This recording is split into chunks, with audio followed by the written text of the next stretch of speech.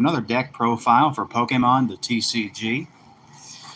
All right, so today we are looking at a Vespiqueen EX deck, which came out in Obsidian Flames, the newest set from Scarlet and Violet. It's a really interesting deck list. Obviously, there's other ways to do it, but I am quite liking the kind of build I have at the moment. See that playlist. All right, so let's take a look at this.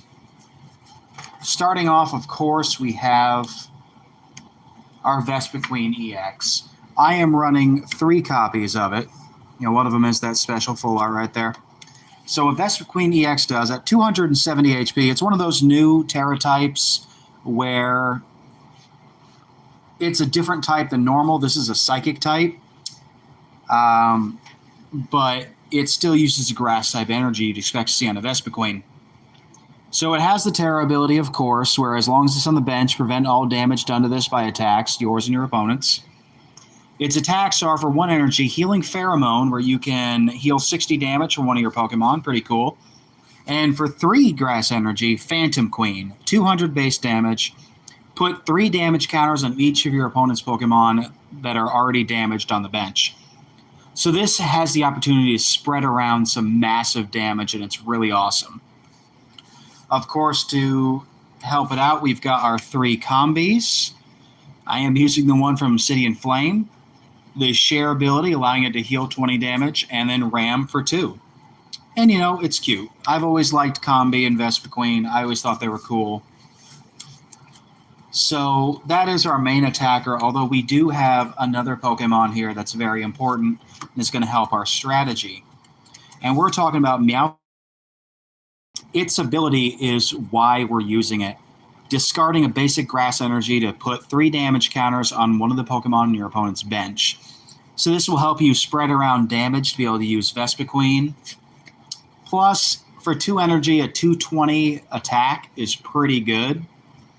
So Meowscarada will serve very well as both frontline and support.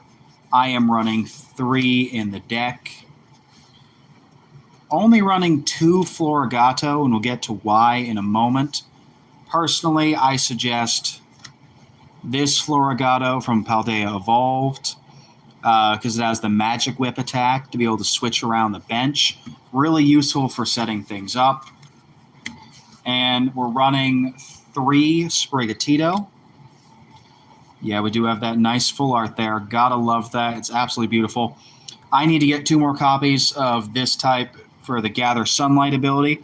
Search your deck for 2 basic energy, put them in your hand. That's why I want to use that one. And that is from Paldea Evolved. Now, there are some support Pokemon we're going to see on the bench.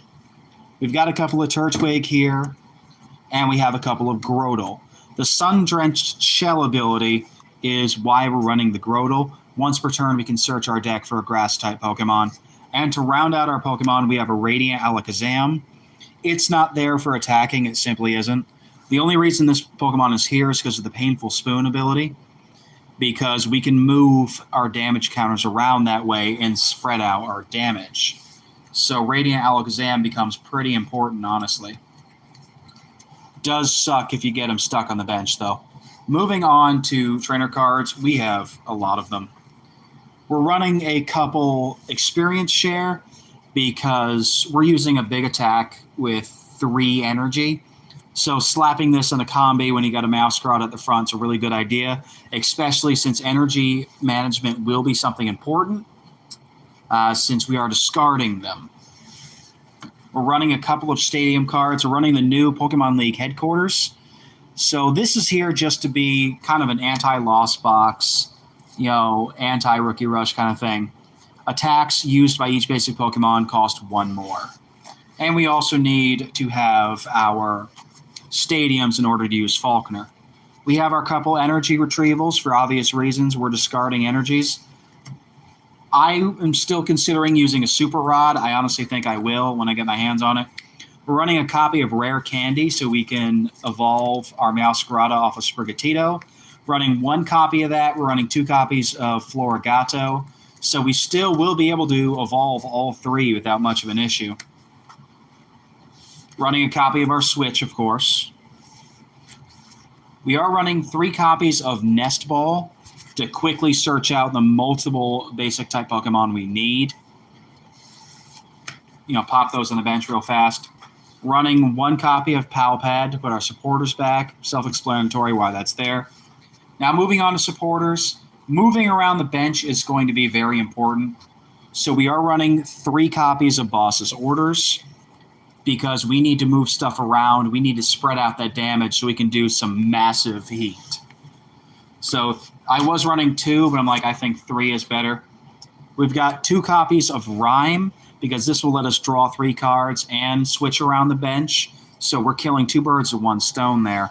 And draw power will be important in this deck.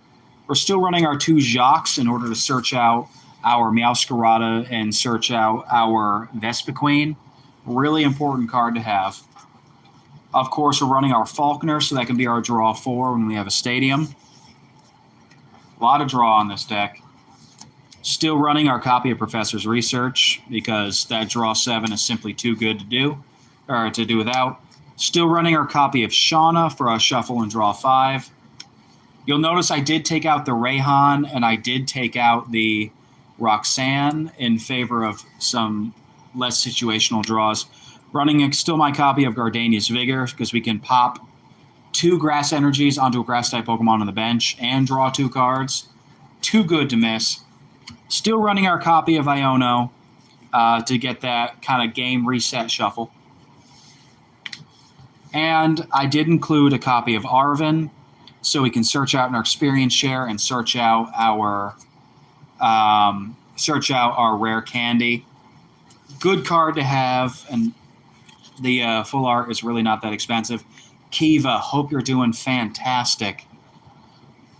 And we are still running 16 copies of the Grass-type Energy. I considered running 18 or 20, but 16 is honestly a good thing to run, especially if I add the Super Rod. That's going to make things a little easier. I'm thinking about it, although it puts it back in the deck, not in the hand. All in all, this is a pretty good deck. It has great potential as long as you're drawing what you need to draw. It is a build-up deck, so you're not going for the fast slam-bam game. You are going for a bit of a longer game. You're going for a bit more of a technical game. So you do need patience to play this deck, but I think it is fun, and the combos it has are honestly incredible. The Vespiqueen Meowscarada combo is awesome. Also, I do want to apologize. I know I have not been posting that much lately. My entire life has been up in the air. I'm trying to get back more on a more regular scheduled streaming. We're working on it. It has been... I'm squeezing in this video in between trying to quickly cook my food for work so I can go to work early. We're working hard. We're trying to keep everything as it needs to be. And yeah, I love the deck streams too, Kiva. I'm going to try to get out more videos this weekend. Like I said, I have been running like crazy. I have barely had time to sit down myself, and when I do, I'm just kind of like dead. So we're doing our best. We're going to get out some more videos for you guys. I was going to do a couple of streams today, but my time got cut short.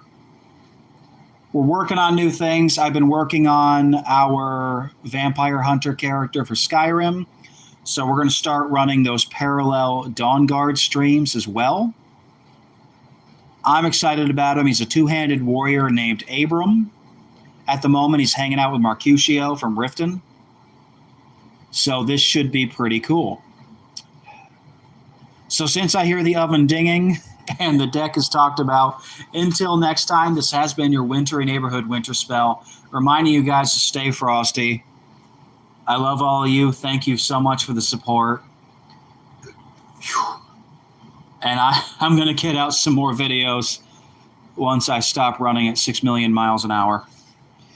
All right. Stay frosty, my people. I will see you in the next video.